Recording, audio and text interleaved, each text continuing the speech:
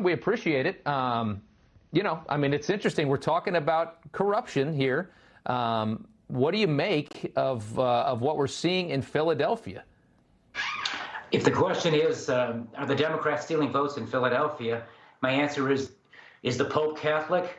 It's a time-honored tradition in big Democrat-controlled cities like Chicago, my hometown, Philadelphia, to do precisely what they're doing now. I've never seen it on such a magnitude. Because this, I think, is an indication of just how widespread it is, how deep it is, and I don't think it's just confined to Philadelphia. My instincts, again, coming out of Chicago Democratic politics, my instincts tell me it's going on in Atlanta, it's going on in Detroit, it's going on in Milwaukee, it's going on in Las Vegas. It's like what Justice Powell said about pornography.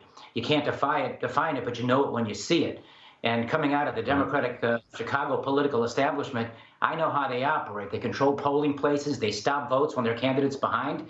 And then in the wee hours of the morning, in the dark of night, the stealing starts. And we've seen that in big numbers, unprecedented numbers in this election in Michigan and in Philadelphia. It's outrageous. And the fact that they're doing it with the impunity they're doing it with is because the media is simply looking the other way because they have they're a corrupt mainstream media that's not interested in protecting our Constitution or the rule of law. They just want to beat Donald Trump at all costs. And they're not just stealing from Donald Trump. It's worse than that. They're stealing from us, the American people.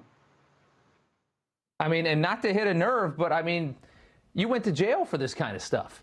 I mean, is it really that common? I mean, you said it's all over the place? In Democrat big cities where they control the political apparatus and they control the apparatus that counts the votes and they control the polling places and the ones who count those votes, it's widespread and it's deep. And as I said, it's a time-honored tradition. It's the kind of thing where everybody knows it happens. Now, I did not go to prison for that. I took on that corrupt Democrat machine, and they brought me to ruin. They destroy you when you take on a system, when you won't play ball, and when you take them on.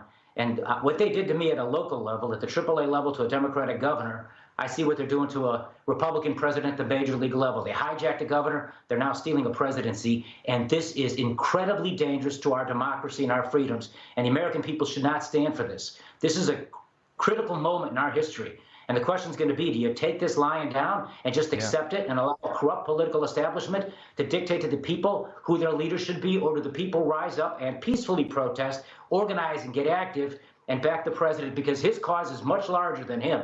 This cause goes beyond Donald Trump. This cause goes to we the people and our right to choose our own leaders in fair elections and free elections.